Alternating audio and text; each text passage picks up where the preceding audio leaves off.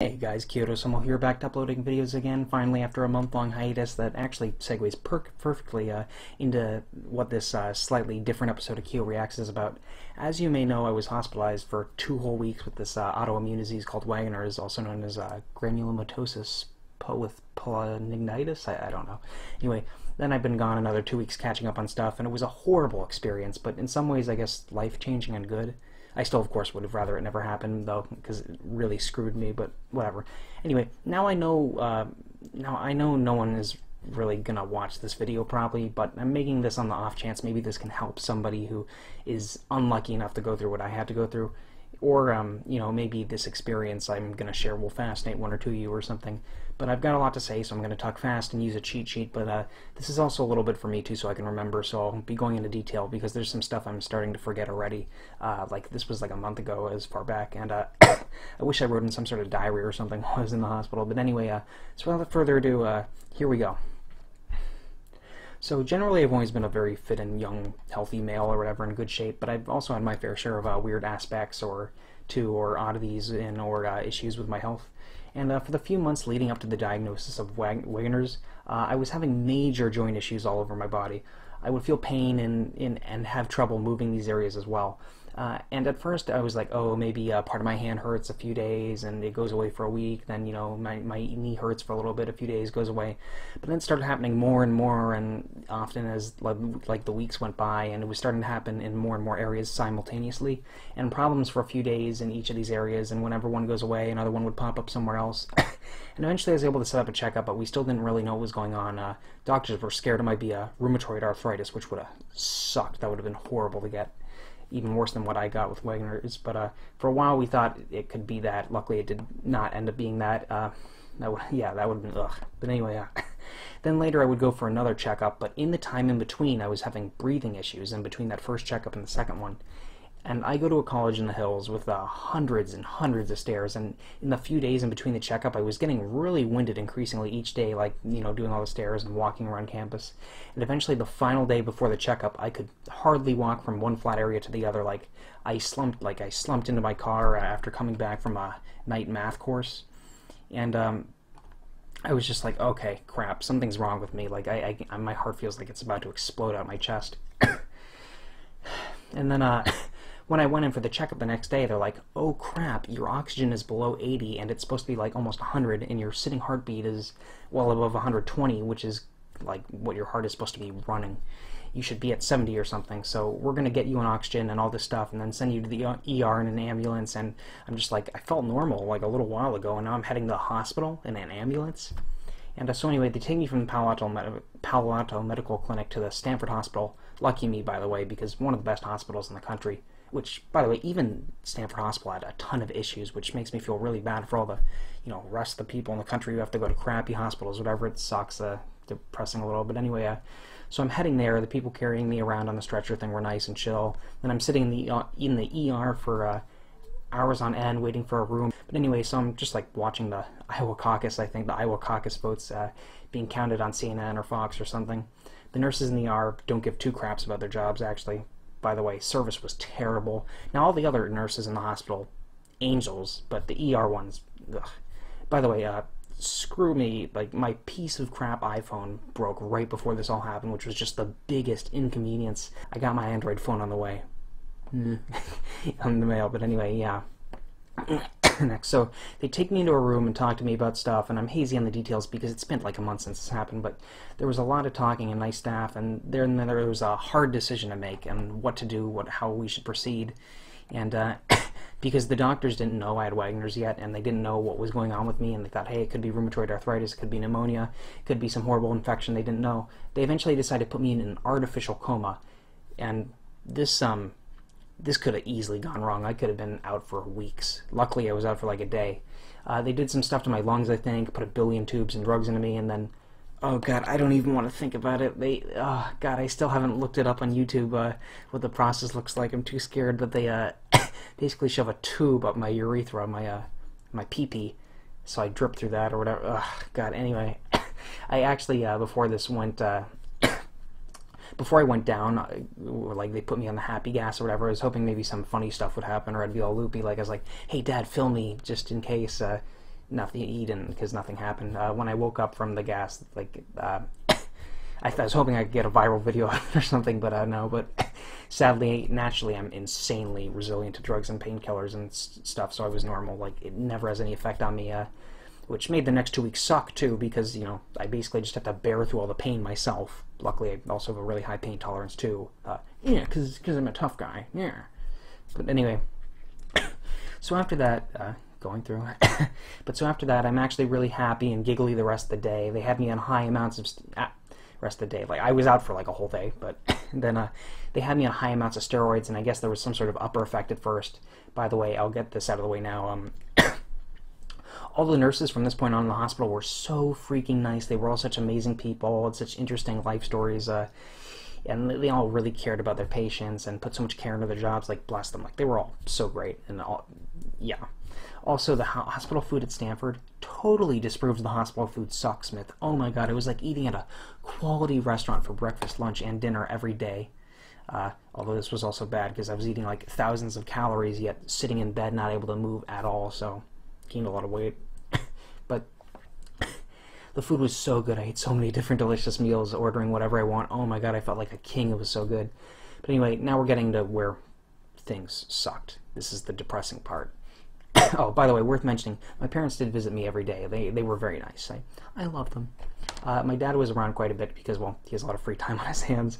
And my mom was able to still squeeze in time every night despite working, you know, a million times harder than the average person all the way until night, getting home from work. But anyway, so that night, when the upper effect wore off on the steroids, and I went through the 2 most painful nights / day, sorry, after the effects wore off, I went through the by far 2 most painful nights / days of possibly my entire life. So I got moved into a new room out of intensive care to normal care, and the guy in the bed next to me was a horrible person. He did not make things better. He just snored all day, and the few hours he was like awake, he was just like yelling into his phone at Siri or whatever, talking to family or whatever. It was ridiculous. He was so horrible, so inconsiderate. And it didn't help because I was going all through these horrible things. I regret praying for his well-being while I was there. He was really bad. But anyway, speaking of, the 2 nights, horrible. I'm one of the most happy and carefree, emotionally stable people I know, and the downer effect of the steroids, just, like, mixed with the side effects of all the other drugs and me being up for, and I was up for like 50 straight hours after that, like over 2 straight days. And it just absolutely wrecked me. Every minute felt like 10 for the next 50 hours, and I was in a constant state of sobbing and fury and anger and praying to God and every emotion. It was so terrible. And I'm not suicidal or anything, but I felt like, just please freaking put me out of my misery now. I don't want to live anymore. It was so, I was in so much mental pain. My mind was like broken, and I was screwed up. Like, words can't describe the pain I went through. Like, it was such a horrible experience. If you have to go through what I did, like, just know it'll eventually get better as they wean you off the drugs, but you're in for it. You're in for a ride. It was horrible. But wow, it just sucked. It was torture. But eventually, though, I went back to normal emotionally, and just for many, many days I was sitting in the hospital doing nothing, like a vegetable. Doctors trying all sorts of things, nothing's working, they don't know what's wrong with me. Still, I can barely function because my mind's too spaced out all the time from all the drugs.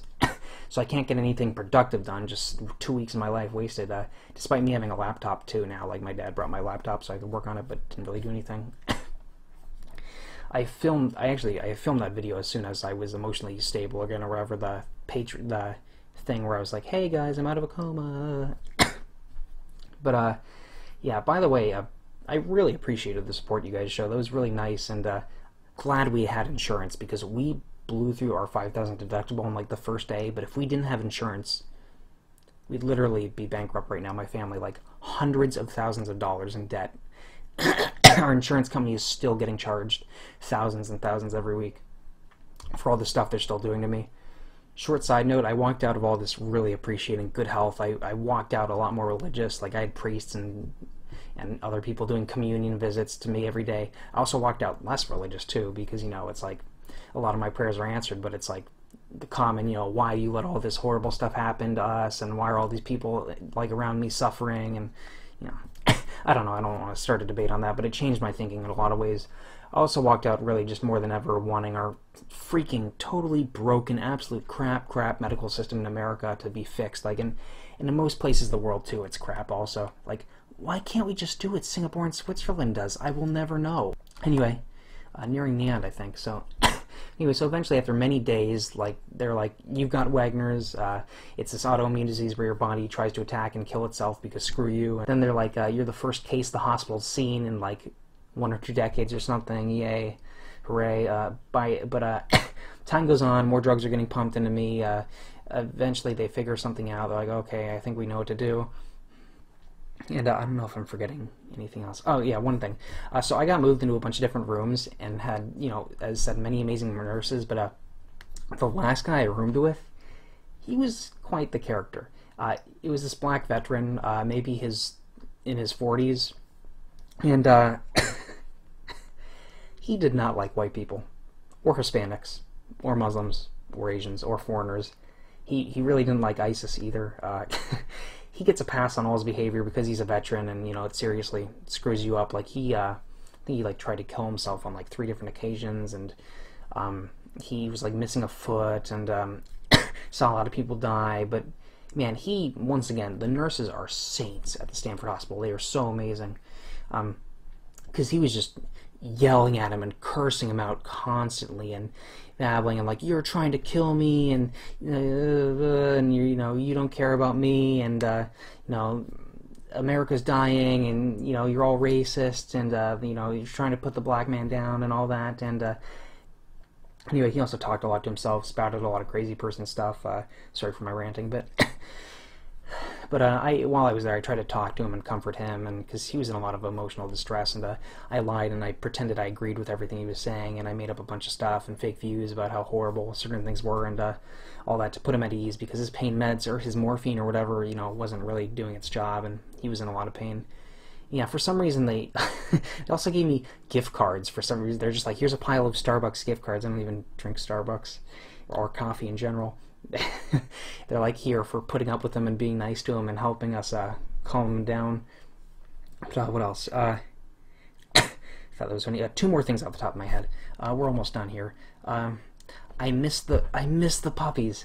At Stanford Hospital on a certain day of the week, you can have puppies come in your room and just chill with you. And I got released the day which that happened, which made me sad because I'm totally dog deprived and I love dogs, but never had one. And then the other thing, oh my god, I had to watch the same few decent channels on television over and over again every day, all day for 2 weeks. I have so many commercials memorized now, like word for word. It's insane. Like when my parents would come in and visit, I'd turn on the TV and I'd be like, hey, watch this. And then the second I saw a commercial, I would word for word, like before they said anything in the commercial, I'd recite the whole commercial. I know a lot more about cars and pizza and comedians now. I don't know. I watched a lot of Seinfeld reruns, which I never really had watched the show, but hey, it's a good show, I now know. There was one day where I couldn't watch any Comedy Central because they decided to play Groundhog Day on repeat the whole day. Man, they had a bunch of stuff in me too the whole time. I looked like a robot. Still rambling through stuff, but we're almost done. Going through. Well, I want to get everything down for myself too. Details. Oh, there was one funny moment. Well, there was a lot of funny moments. The nurses, I said, were great, but so I'm not really bothered by gore or shots or any of that stuff. I'm like, which is part of the, as a kid, I thought I'd be like, you know, a good doctor or something, because it just didn't bother me. Like, you know, when everyone's vomiting or like opting out of like that dissections, like the fish or like the cow heart or whatever, I'm like, this is fun. Let's do this. Like one of the only people not outside throwing up or something. Anyway, this nurse, she's drawing blood out of me, and you know, I'm watching the blood, you know, whatever, come out of me, and she's like, "You're not really bothered by this, are you?" And the whole drawing blood thing. And as she asked that, I was like dipping a potato wedge into ketchup and eating and eating. She was like having trouble like trying not to laugh while doing it. Anyway, a lot of cool nurses. One guy was a Vietnamese refugee who watched hundreds of people get killed as a kid, like, and in Vietnam, and he immigrated here to be a nurse or whatever, like, and he was also homeless for a very long time. Like him and his sibling like lived in the forest and hunted animals, like, and ate them raw, and like, you know, he ate bamboo and like tree bark and stuff like that. Like, there's so many interesting people there. And I'm sure I'll remember more details in the future. But oh yeah, two more things. Which they, oh god, when they had to pull out the urethra tube, penis tube out of me, oh my god, that was the most physically painful thing I've ever had to experience, I think. Then, like, oh god, that was horrible. Speaking of pee, I had a little container I had to pee in all the time. That was sort of weird. People having to come in and take my pee all the time. Not being able to pee by yourself. It's sort of convenient, though. I mean, it'd be nice if I could just, you know, pull out a container whenever I want pee. I don't have to go to the bathroom. But anyway, I can also now I can understand what diabetics have to go through, because they constantly prick my fingers to check blood sugar, because the steroids have your blood sugar going high. And god, by the time I walked out, I had like 10 holes in each of my fingers. It was really annoying. As I said, shots don't bother me, didn't hurt. But yeah, one thing I noticed, there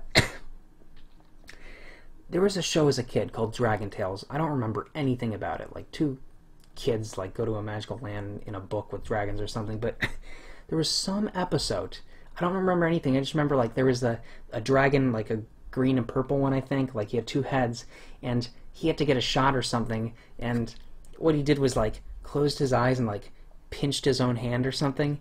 And I realized whenever I saw that or whatever, that's now a natural reaction I do. Like whenever I get a shot or anything, like or blood drawn, I just always naturally like jam my fingernail into my finger, and I don't know, I just thought it was interesting. I naturally do that from some like thing I saw it was for or something. Anyway, yeah, but enough rambling. I eventually got out of the hospital. I have no clue how long the runtime is on this. Whatever, I'm not gonna not gonna do another take. This is long. My voice is starting to hurt too, and I got more videos to do today. Things are now, though, yeah, now things are better. I've been going in remission. I'm recovering. I'm taking drugs every day, these pills. Every week I've also had to sit around in the medical clinic several hours and get drugs pumped into me. I'm like caught up on school mostly. I'm doing all this voice acting stuff now, as mentioned earlier. Fun trying to do all that. I'm back to uploading YouTube videos, as you can see now. I got a lot of collaborations planned, actually. I got those projects I mentioned that I want to work on to further my career, and I'm, you know, ready to keep living life. This was an incredibly long video, so sorry for the one person who's still watching and is going to finish the whole video. You get a pat on the back. Leave a comment to ask me any questions. I'll give you a I'll give you a pat on the back. And I don't know, thanks for all the support, guys. I'm glad to be back and uploading videos again. So yeah,